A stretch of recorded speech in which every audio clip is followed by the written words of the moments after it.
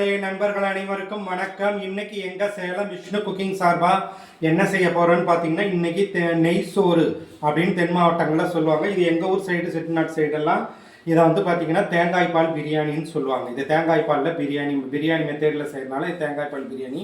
ஒரு சில தென் மாவட்டங்களில் இதை வந்து நெய் சோறுன்னு சொல்லுவாங்க. இது அதுக்கு தேவையான இன்க்ரீடியன்ட் பொருட்களை இப்போ நீங்கள் பார்த்துடலாம். இது பார்த்தீங்கன்னா ஒரு 3 பட்டை 3 லவங்கம், ஒரே ஒரு ஏலக்காய். இது வந்து 1/2 கிலோ அரிசிக்கான அளவு, 4 பேருக்கான அளவு. ஒரு 3 பெரிய வெங்காயம், கொஞ்சம் இஞ்சி பூண்டு பேஸ்ட்டு, ஒரு 3 பச்சை மிளகாய். இதுக்கு வந்து புதினா கொஞ்சம் நிறைய, ஒரு கைப்பிடி புதினா, கொஞ்சமாக கொத்தமல்லி, 1 ஸ்பூன் நல்லா டேபிள் சால்ட் கல்லுப்பு. இதுக்கு வந்து தேங்காய் பால் நல்லா ஆட்டி எடுத்து வச்சுருக்கிறோம். இது வந்து தேங்காய் பால், 1 மூடி தேங்காயில் பால் எடுத்து வச்சுருக்கோம். இதில் வந்து 1/2 கிலோ வந்து அரிசி, ஜீரக சம்பா அரிசி எடுத்து வச்சுருக்கோம். இப்போ அதை நம்ம செய்ய ஆரம்பிச்சிடலாம். இப்போ எண்ணெய் ஊற்றி இப்போ ஸ்டார்ட் பண்ணலாம். வாங்க, வெல்கம். இப்போ அதில் முதல்ல 1 ஸ்பூன் நல்லா எண்ணெயை விட்டுடுங்க. ஏன்னா பட்டை, லவங்கம், ஏலக்காய் இது 3ஐயும் போடுறோம்.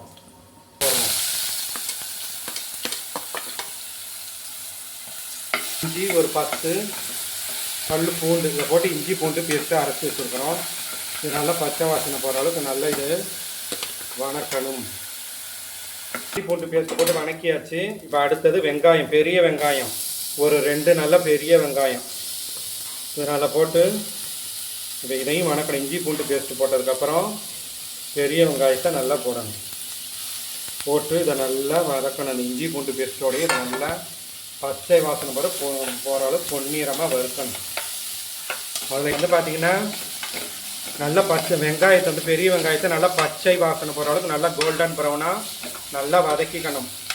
இந்த எண்ணெயில் போட்டால் பட்டை, லவங்கம், ஏலக்காய், வெங்காயம் இதை போட்டு நல்லா வதக்கிட்டு நல்லா இன்னும் கோல்டன் ப்ரௌன் ஆகணும். எந்த அளவுக்கு ப்ரௌன் ஆகுதோ அந்த அளவுக்கு வாசனை தூக்கெல்லாம் நல்லாயிருக்கும்.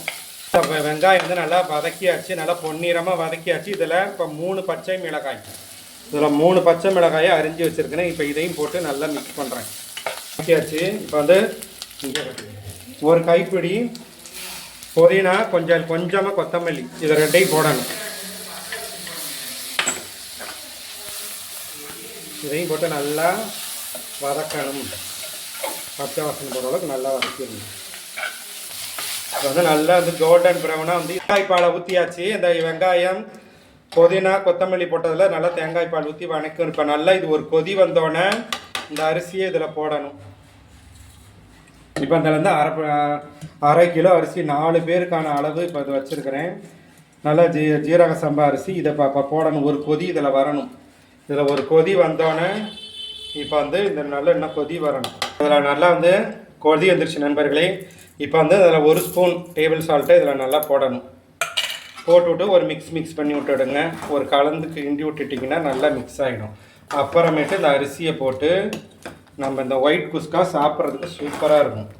இது வந்து இந்த ஒயிட் குஸ்கா வந்து இப்போ சாப்பிட்றதுக்கு சூப்பராக இருக்கும். சைவத்துக்கும் இது சைவத்துலேயும் சாப்பிடலாம், சைடிஷ் வச்சு அசைவத்துலேயும் சாப்பிடலாம், நல்லாயிருக்கும். சிக்கன் ஃப்ரை, மட்டன் ஃப்ரைக்கும் சாப்பிடலாம், இல்லை உருளைக்கிழங்கு, காலிஃப்ளவர் 65க்கும் சாப்பிடலாம். எல்லாத்துக்கும் இது நல்லாயிருக்கும். இப்போ அது நல்லா கொதி வர ஆரம்பிச்சிருச்சு. இப்போ அதில் பார்த்தீங்கன்னா இந்த அரிசியை போடுறேன். 1/2 கிலோ அரிசியை வந்து இப்போ நல்லா இதில் போட்டாங்க.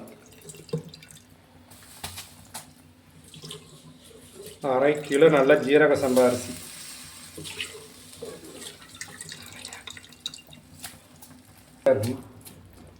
இதில் இப்போ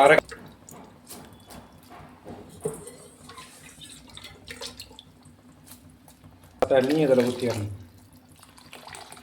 இப்போ அரிசியை போட்டால் நல்லா கொதி வர ஆரம்பிச்சிச்சு. இப்போ விசிலை போட்டு 3 விசில், இல்லை 2 விசில் கூட உங்களுக்கு எப்படி தவறும். கொலையே வேணும்னா 3 விசில் விடுங்க. இல்லை கொஞ்சம் கிரஸ்பி, கொஞ்சம் நல்லா இதை உதிரியாக வரணும்னா 2 விசில் விடுங்க போதும்.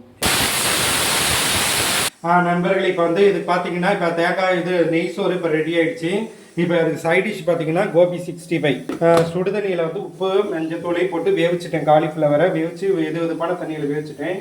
இப்போ 1/2 ஸ்பூன் மஞ்சத்தூள், 1 ஸ்பூன் மிளகாய் தூள், 2 ஸ்பூன் கடலை மாவு, 2 ஸ்பூன் போட்டுக்கோங்க. உங்களுக்கு தேவையான கிறிஸ்பினஸுக்கு அளவுக்கு தகுந்த மாதிரி கொஞ்சம் மிக்ஸ் பண்ணி விட்டுடுங்க. 1 ஸ்பூன் கார்ன்ஃப்ளவர் மாவு, எப்பயுமே ஒவ்வொரு பொருளாக போட்டு கிளறிக்கிட்டோம்னா அது தேவையில் மிக்ஸ் பண்ண வேண்டிய அவசியம் கிடையாது. அதுவே நல்லா மிக்ஸ் ஆகிக்கும். இல்லைனா ஒரு பக்கமாக உப்பு உரப்பெல்லாம் போய் சேர்ந்துக்கும். உப்பு போட்டோன்னா ஒரு தடவை இது பண்ணணும். அரிசி மாவு, இப்போ அரிசி மாவு 2 ஸ்பூன் போடணும். இப்போ அரிசி மாவு 2 ஸ்பூன் அரிசி மாவு கொடுக்கும். இப்போ அடுத்தது இஞ்சி பூண்டு பேஸ்ட்டு. இதில் கொஞ்சம் இஞ்சி பூண்டு பேஸ்ட்டு வச்சுருக்கிறேன், அதையும் போட்டுக்கலாம். நிறத்துக்கு சில பேர் கலர் போடுவோம். கலர் வேணும்னா நீங்கள் orange food colour, red colour எது வேணால் போட்டுக்கலாம். லேஸாக போட்டுக்கோங்க, பார்க்குறதுக்கு ஒரு மாதிரி கலர்ஃபுல்லாக இருக்கும். உப்பு போட்டு வச்சனால பாதியாக போட்டுக்கிட்டால் போதும். இப்போ வந்து பெப்பரும் ஜீரகத்தூளையும் இதில் போட்டுக்கிறோம். இப்போ ஃபுட் கலர் போட்டு லேசாக தண்ணியை தெளிச்சு விட்டு வேணுங்கிறவங்க போட்டுக்கலாம், தேவையில்லாதவங்க ஸ்கிப் பண்ணிக்கலாம். எண்ணெய் வந்து இப்போ நல்லா காய்ச்சிருச்சுங்க. இப்போ இது காலிஃப்ளவரை போட ஆரம்பிச்சிடலாம். இது நல்லா அரை மணி நேரம் ஊற வச்சாச்சு. இது இப்போ போட ஆரம்பிச்சிடலாம்.